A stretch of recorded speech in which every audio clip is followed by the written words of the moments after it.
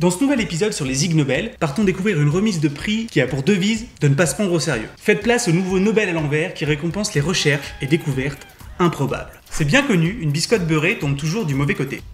Mais est-ce vraiment le cas dans la réalité? C'est pour s'être penché sur cette question essentielle que Robert Matthew a reçu l'Ig Nobel catégorie physique pour l'année 2010. Matthew, éminent astrophysicien et statisticien, aime bien à ses heures perdues s'attaquer au mystère de la nature. Et qui plus est, il est fan de la loi de Murphy, aussi connue comme la loi de l'emmerdement maximum, et qui stipule que si quelque chose peut mal se passer, eh ben ça va finir par mal se passer. Pour vérifier l'épineuse question de la biscotte et son explication que le bon sens nous souffle à l'oreille, la biscotte tombe plus souvent du côté beurré car celui-ci est plus lourd. Matthew se lance dans 5 pages de bons gros calculs pour analyser le comportement d'une lame rectangulaire et rigide, rugueuse et de constitution homogène de masse m tombant d'une plateforme stable et d'une hauteur h au-dessus du sol. Considérant la dynamique de ce corps depuis son état initial, lorsque son centre de gravité se situe à une distance delta au-dessus de la table, il analyse ensuite toutes les étapes de la périlleuse odyssée de la tartine jusqu'à son atterrissage et au repos final quand sa hauteur h devient 0. Et là, oh surprise, les mathématiques concluent que la chute d'une biscotte est régie par les lois fondamentales qui gouvernent l'univers, et le poids du beurre joue pour très peu dans la position finale. Soulignons tout de même qu'aujourd'hui la validité des résultats fait débat. Quid du Japon où les tables sont plus près du sol? Ça c'est pour la partie théorique, car quelques années plus tard, Matthew va se lancer dans une expérience grandeur nature et d'une ampleur jamais vue pour vérifier tout ça. Il va recruter une centaine d'écoliers au Royaume-Uni pour réaliser quelques 10 000 lancers de tartines beurrées. Au final, près de 6 000 vont tomber du côté du beurre. Et le dicton n'est pas si faux que ça. Après, comme un chat retombe toujours sur ses pattes et une biscotte plus souvent du côté du beurre, que se passe-t-il si on scotche une biscotte beurrée sur le dos d'un chat? Je ne saurais répondre. toujours dans la catégorie invention, rendons un bruyant hommage au chercheur en informatique Chris Niss-Wander, lauréat en 1991, pour avoir mis au point un programme capable de détecter lorsqu'un chat marche ou saute sur un clavier. Génial! Ça s'appelle PawSense et on vous a mis un lien dans la description si vous voulez vous en équiper. On n'est jamais trop prudent. Le principe, le logiciel analyse les données temporelles de frappe des touches et les différentes combinaisons, ce qui permet de les distinguer de la frappe humaine. Qu'est-ce qui se passe si le logiciel détecte un chat sur le clavier? Eh bien, mettons fin au suspense insoutenable qui vient de s'installer. Tu fais quoi là, toi? Bah, je suis le suspense insoutenable. Eh bien, s'il détecte la présence d'un chat, le logiciel bloque le clavier et surtout balance plusieurs kilos de sons d'harmonica, histoire de donner au félin la peur de sa vie. J'adore. Et en plus, cerise sur le clavier, on peut s'amuser à essayer de bluffer le programme. En se faisant passer pour un chat. Bon, après, dans la notice, Chris ne précise pas si ça marche avec une panthère.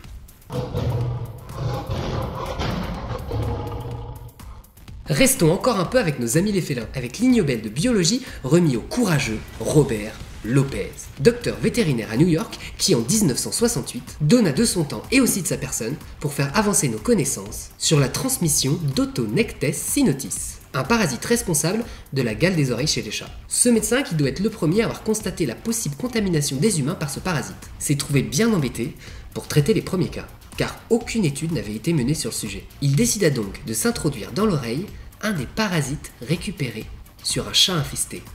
Après plusieurs nuits bien agitées par le vacarme créé par la bébête dans son oreille, Robert finit par perdre l'audition avant de la récupérer quelques jours après, prouvant magistralement que l'activité de la bestiole suit un cycle régulier. Bravo! Bravo! S'ensuivit de nouveau quelques jours d'un âpre combat. Et après avoir testé plusieurs remèdes, il fut à même de proposer à ses patients un traitement efficace. Yes! Dans la catégorie biologie, il convient d'applaudir une équipe canadienne récompensée en 2013 pour un article, encore une fois, publié dans PLOS ONE, et qui répond à la question que tout le monde se pose depuis si longtemps, à savoir, le sport de chambre, en est-il vraiment un? Mais bon, c'est pas la première fois que la science s'intéresse à ce qui se passe sous les draps. Déjà, en 1966, après 11 ans d'intenses et laborieuses observations, impliquant 700 volontaires de tout âge, et pas mal de fluides corporels, une équipe avait pu montrer que chez les sujets s'observe pendant l'acte une accélération du rythme cardiaque, de la respiration, mais aussi de la tension. Jusque-là, on s'en serait douté. Mais en 2013, tadam, c'est la première fois qu'on met sous les projecteurs le nombre de calories brûlées. Pour faire simple, le protocole a consisté à demander à une vingtaine de couples de s'équiper une fois par semaine avant de faire l'amour d'un brassard rempli de capteurs en tout genre, puis d'aller courir une demi-heure sur un tapis roulant, histoire de voir leur capacité sportive. Les résultats sont sans appel. La première semaine du test est en moyenne la plus intense physiquement. On peut se demander s'il n'y en a pas certains qui ont essayé d'impressionner les chercheurs. Puis les choses se sont un peu calmées. Verdict, durée entre 10 et 57 minutes. Moyenne 25. C'est fantastique. 101 calories brûlées pour les hommes et 69 pour les femmes. 2,5 fois moins que ce que l'on dépense sur un tapis roulant en 30 minutes. Bref, moi je vais courir un peu histoire de me refroidir les idées.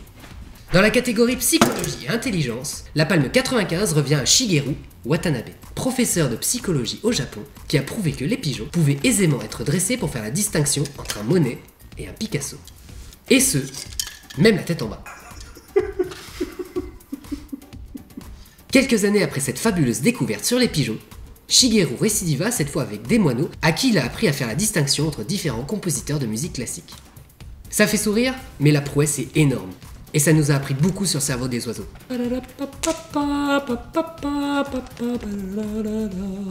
Place à quelques autres pépites de folle recherche. En 1994, Ig Nobel de la paix est remis à John Hadlin de l'Institut Science, Technology et Politique Publique pour sa conclusion expérimentale démontrant que l'action de 4000 spécialistes de la méditation a engendré une baisse de 18% de la criminalité à Washington. La même année, catégorie physique, l'agence de météorologie japonaise, afin de vérifier que les tremblements de terre ne sont pas causés par des poissons-chats, agitant vigoureusement leurs nageoires. 99 sociologie, Steve Ponfall, Université York à Toronto, pour sa thèse de doctorat sur la sociologie des boutiques de beignets au Canada. Une lecture inoubliable. J'ai pleuré à la fin. 2001 physique, David Schmitz de l'Université du Massachusetts, pour avoir partiellement répondu à la question « Pourquoi est-ce que les rideaux de douche s'incurvent vers l'intérieur ?» La même année, technologie, John Keogh de l'État de Victoria en Australie, pour avoir déposé le brevet de la roue. Et surtout, le Bureau australien des brevets, pour l'avoir accepté. Biologie 2001 toujours, Buck Weimer de Pueblo, Colorado, pour son invention de sous-vêtements équipés de filtres au charbon annihilant la puanteur d'épée au moment de leur expulsion. 2004, une année grand cru en physique. 2 chercheurs canadiens récompensés pour leur étude expliquant la dynamique du hula hoop. La même année, ingénierie. Smith, père et fils d'Orlando, pour avoir breveté le combover, un peigne spécial pour chauves désirant camoufler leur calvitie. 2004, biologie, un bon paquet de chercheurs danois, suédois et canadiens, pour avoir montré que les harengs semblent communiquer au moyen de P. 2005, acoustique, une belle brochette de chercheurs américains pour avoir imaginé tout un tas d'expériences prouvant pourquoi le crissement des ongles sur un tableau noir est désagréable à l'oreille. Chimie, toujours la même année, une équipe espagnole de l'université de Valence pour avoir mesuré la propagation des ultrasons dans le cheddar en fonction de la température. La même année toujours, un bon paquet de chercheurs autrichiens et australiens pour avoir démontré que la femelle du moustique anophèle est vecteur de la malaria et tout aussi attirée par l'odeur du fromage Limberg que par des pieds qui puent. Biologie 96, remis à une équipe norvégienne pour leur alléchante étude sur les effets de la bière, de l'ail et de la crème aigre sur l'appétit des sangsues. Si vous avez du temps à perdre, la cérémonie de remise des prix des Ig Nobel vaut le détour. Les quelques 1000 spectateurs qui y assistent ont pour habitude de lancer à tout va des avions en papier, et le temps de parole des intervenants est limité à 30 secondes. Passé ce délai, en général, une petite fille de 8 ans prend le micro pour répéter en boucle « Bruce Anderson, Bruce Belford, Sheila Carlisle ». Et tout ça jusqu'à ce que l'intervenant abdique. Bon là comme ça on pourrait croire qu'on se moque, mais la recherche avance à tâtons et toutes les voies sont à explorer. Les Ig Nobel sont vraiment une initiative louable pour montrer à quel point la recherche est merveilleuse.